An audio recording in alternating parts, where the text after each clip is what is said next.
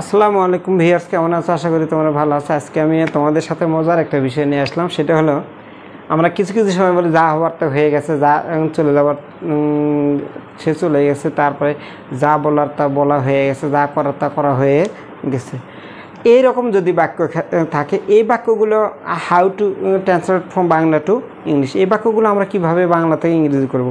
এগুলো কমন কিন্তু বাক্য, বাট আমরা এইগুলো মানে ইংরেজি ট্রান্সলেশনটা খুব কম পারি। যেমন ধরো, যা হওয়ার তা হয়ে গেছে, এরকম বাক্য যদি থাকে তাহলে what is happened, what is happened double হবে। হোয়াট ইজ হ্যাপেন্ড, যা হওয়ার তা হয়ে গেছে। আচ্ছা, যা করার তা করা হয়ে গেছে বা করা হয়েছে, এরকম যদি থাকে হোয়াট ইজ ডান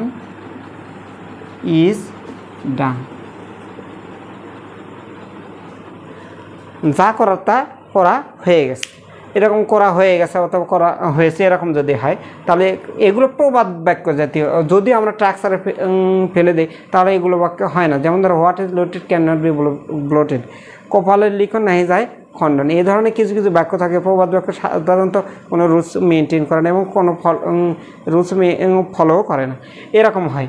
তাহলে নিচের বাক্যটা দেখো। তাহলে প্রথম বাক্যটা আমরা কি শিখলাম? যা হওয়ার তা হয়ে গেছে। হোয়াট ইজ হ্যাপেন্ড, যেটা হয়ে গেছে তো গেছে, তার জন্য চিন্তা করে লাভ নেই। যা হওয়ার তা, যা করার তা করা হয়ে গেছে, এরকম যদি হয় তাহলে হোয়াট ইজ ডান, যেটা হয়ে গেছে তো, যেটা করা হয়েছে তো সেটা করা হয়েছে। যা বলার তা বলা হয়ে গেছে, এরকম যদি থাকে তাহলে এই ধরনের বাক্যটা কি হবে? হোয়াট ইজ টোল্ড, যেটা বলার তা বলা হয়ে গেছে। এখন এরকম যদি বাক্য থাকে, যা লেখার তা লেখা হয়ে গেছে, যা পাঠানোর তা পাঠানো হয়ে গেছে, যা খাওয়ার তা খাওয়া হয়েছে, যা রান্না করা তা রান্না করা হয়ে গেছে। এইরকম জাতীয় বাক্য যদি আমাদের সামনে কখনো আসে তাহলে আমরা এই স্ট্রাকচারটা ইউজ করতে পারবো। প্রথমে হোয়াট বসাইবো, তারপরে ইজ, তারপরে ওই মূল ভার্বটা যেটা হবে সেটা পাস্ট টেন্স হলো। আবার তার মানে বি ভার্ব প্লাস ওই ভার্বের পাস্ট টেন্স হলো 2 টাইমস আসবে, 2বার আসবে। যেমন ধরো, ইজ হ্যাপেন্ড, ইজ ডান,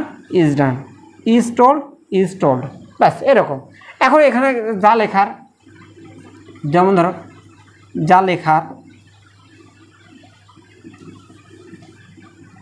যা লেখার তা লেখা হয়ে গেছে, এরকম যদি থাকে তাহলে instead of heaven we can write written. What is written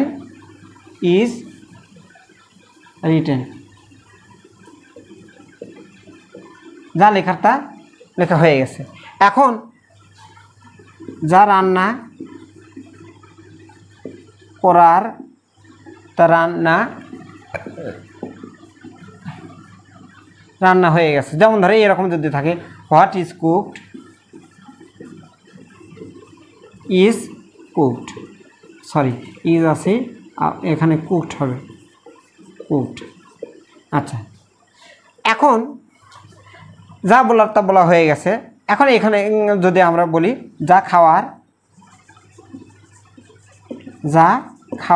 তা খাওয়া হয়ে গেছে, তাহলে কী হবে? এখানে দেখো, হোয়াট ইজ ইটেন,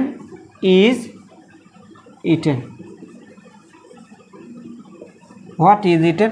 এখন এই বাক্যে কিন্তু ইন্ডিকেটিভ বাক্য হবে না, ইন্ডিকেটিভ চিহ্ন হবে না, বাক্যটা এসার্টিভ বাক্য।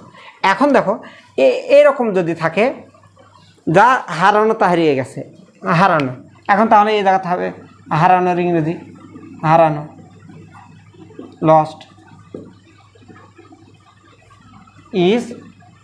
ইজ আছে এখানে, আবার লস্ট। যা যাবার তা চলে গেছে, অথবা যে যাওয়ার সে চলে গেছে।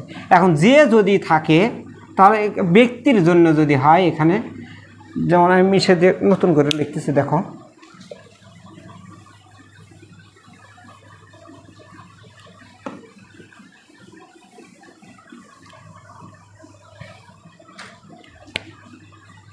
যে যাবার সে চলে গেছে, এরকম যদি থাকে। যে এর ইংরেজি হলো হু ইজ গন, ইজ গান, ব্যাস। হু ইজ গান, ইজ গান, যে যাবার সে চলে গেছে, এরকম। তারপর দেখো যা দেখার তা দেখা হয়ে গেছে, এরকম যদি থাকে।